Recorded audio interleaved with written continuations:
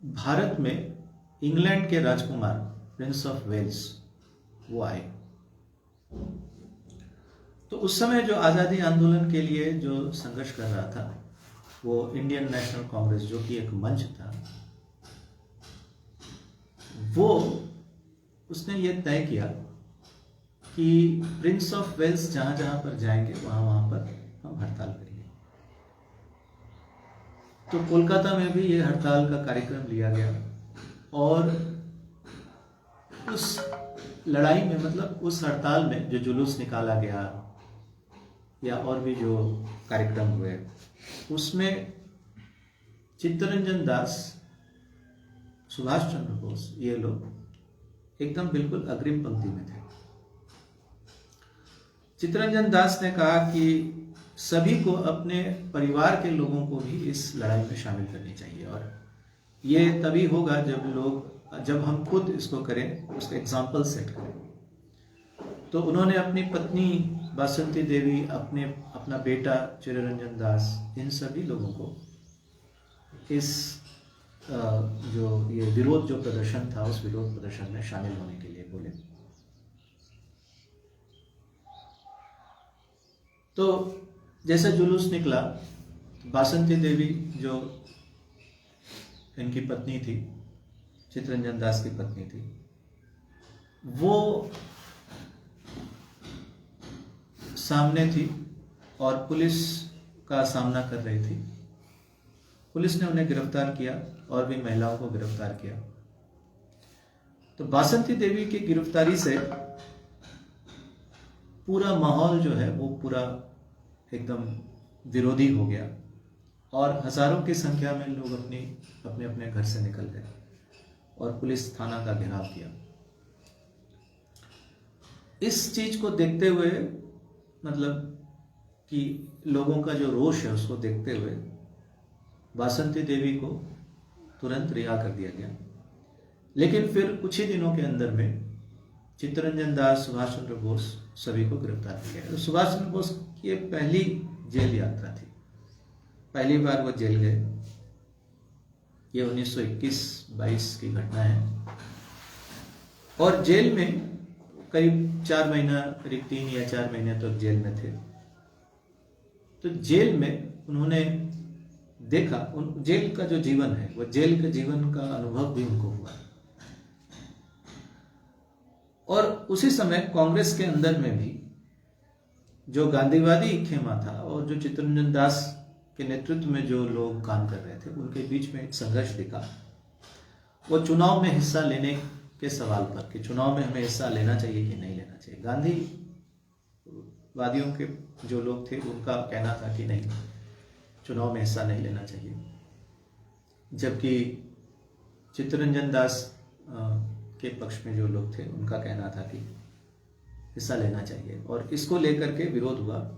1928 के आसपास जो गया में भारतीय राष्ट्रीय कांग्रेस का अधिवेशन हुआ, वहां पर चित्तरंजन दास उसके अध्यक्ष थे, लेकिन उन्होंने इस्तीफा दे दिया और वो खुद कांग्रेस के अंदर ही एक अलग पार्टी, स्वराज पार्टी के निर्माण के लिए पहल की। तो इस स्वराज पार्टी को बनाने के लिए एक संगठक के रूप में सुभाष चंद्र बोस चित्तरंजन दास के नेतृत्व में जगह जगह घूमे, देश के अलग अलग हिस्सों में भी गए और इसी तरह से इन लोगों की कोशिशों से स्वराज पार्टी बहुत विशाल तरीके से सामने आ गया। स्वराज पार्टी ये चुनाव में भी हिस्सा ली और चुनाव में हिस्सा लेकर के उन्होंने कई जगह चुनाव जीते भी। तो ये जो सारी घटनाएं हैं, इन घटनाओं से सुभाष चंद्र बोस का राजनीतिक जो विकास है, कैसे संगठन का निर्माण होना चाहिए, कैसे हम लोगों को विरोधियों के साथ पेश आना चाहिए, चित्तरंजन दास जैसे एक बड़े इंसान के सानिध्य में इंसान को उनको सीखने का मौका मिला कि मर्यादापूर्ण तरीके से कैसे संघर्ष को करना चाहिए, राजनीतिक संघर्षों को कैसे अंजाम देना चाहिए। तो राजनीति की जो शुरुआत थी उनकी और उसमें उन्होंने जो कुछ सीखा, समझा और जाना, और जिस तरह से उनके अंदर में जो विकास हुआ, वो विकास उनको काफी दूर तक आगे लेके चला गया। फिर से एक बार और उन्हें जेल जाना पड़ा, इस बार बहुत लंबे समय के लिए। वो मंडले जो जेल है बर्मा में, वहां पर उनको कैद करके रखा गया। कई सालों तक वो वहां पे कैद रहे और वहां वो बहुत गंभीर रूप से बीमार हो गए। ब्रिटिश लोगों का ये सोच था कि अगर इनको जेल में हम बंद कर देते हैं और अगर इनको यातनाएं झेलनी पड़ती है, अगर लंबी जेल हो जाए इनकी, तो इनका मनोबल टूट जाएगा। ऐसा पहले भी हुआ है। अरबिंदो घोष जो एक क्रांतिकारी नेता थे, उनको इसी तरह से ब्रिटिश लोग जेल में डाल दिए थे, और जब जेल से उन्हें रिहा किया गया तो वो एक अलग व्यक्ति बन गए। वो अरबिंदो घोष जो क्रांतिकारी थे और वो उस तरह का तेवर के साथ नहीं रहे, वो ऋषि अरबिंदो। तो वो धार्मिक रास्ता ये सब छोड़ दिए, देश के लिए जो आज़ादी आंदोलन का जो उनका काम था वो सब छोड़ करके वो पौंडीचेरी में जा करके वहाँ एक आश्रम खोल लिया और वहाँ पे वो ऋषि अरबिंदो होके संत बन गए। ऐसे और एक घटना है, सावरकर जो एक बहुत बड़े क्रांतिकारी थे, एक समय पे उन्होंने इंग्लैंड में मदन लाल धिंगरा उनके शागिर्द थे और उन्होंने कई सारी घटनाओं को अंजाम दिया था। तो एक बहुत जाने माने बड़े क्रांतिकारी थे। ब्रिटिश जब उन्हें जहाज से ले आ रही थी तो वो जहाज से कूदकर तैरकर इंग्लिश चैनल पार करके फ्रांस चले गए थे और फ्रांस के शरण में चले गए थे। वहाँ के सिपाहियों को बोले कि मैं फ्रेंच एसाइलम में आना चाहता हूँ, लेकिन वो लोग सिपाही लोग ठीक से समझे नहीं, तो फिर से उन्होंने सावरकर को ब्रिटिश के हवाले कर दिया। तो वो सावरकर फिर उनको अंडमान में बंद करके रखा गया। वहाँ वो जो जेल की यातना जो थी, वो यातना के चलते वो ब्रिटिश सरकार को बार बार लिखे कि मुझे छोड़ दिया जाए, मैं ब्रिटिश लोगों का साथ दूंगा।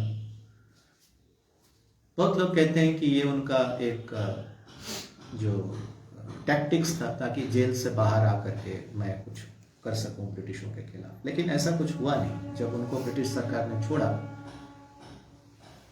छोड़ने के बाद वो कभी ब्रिटिश विरोधी आंदोलन में शामिल नहीं हुए, बल्कि जगह जगह पर उन्होंने ब्रिटिश लोगों का साथ ही दिया और जो ब्रिटिश विरोधी आंदोलन था उसके विरुद्ध उन्होंने कदम उठाया। तो ये दो बहुत महत्वपूर्ण उदाहरण हैं, अरबिंदो घोष और सावरकर, जो जेल की यातना से पीड़ित होकर वो अपना क्रांतिकारी आंदोलन का जो रास्ता है उस मार्ग को वो छोड़ दिए। तो ब्रिटिश लोगों का यही प्लान था कि सुभाष चंद्र बोस को भी एक लंबी जेल की यात्रा दे दो, उससे वो भी टूट जाएंगे, लेकिन उनका यह प्लान कामयाब नहीं हुआ। सुभाष चंद्र बोस जेल में उसी तरीके से अपने आप को कायम रखे, बरकरार रखे, पढ़ना, इतिहास को पढ़ना, समझना, देखना, वहां से जितना संभव प्रचार कार्य करना, लोगों के साथ संपर्क बनाए रखना, ये वो करते रहे। और जब वो मुक्त हुए जेल से तो उनका जो तेवर था वो पहले से भी ज्यादा जोरदार बन चुका था। जो ब्रिटिश का प्लान था कि उनके तेवर को, उनके हौसले को पस्त कर दिया जाए, वो नहीं, बल्कि और भी उनका तेवर ज्यादा हो चुका था।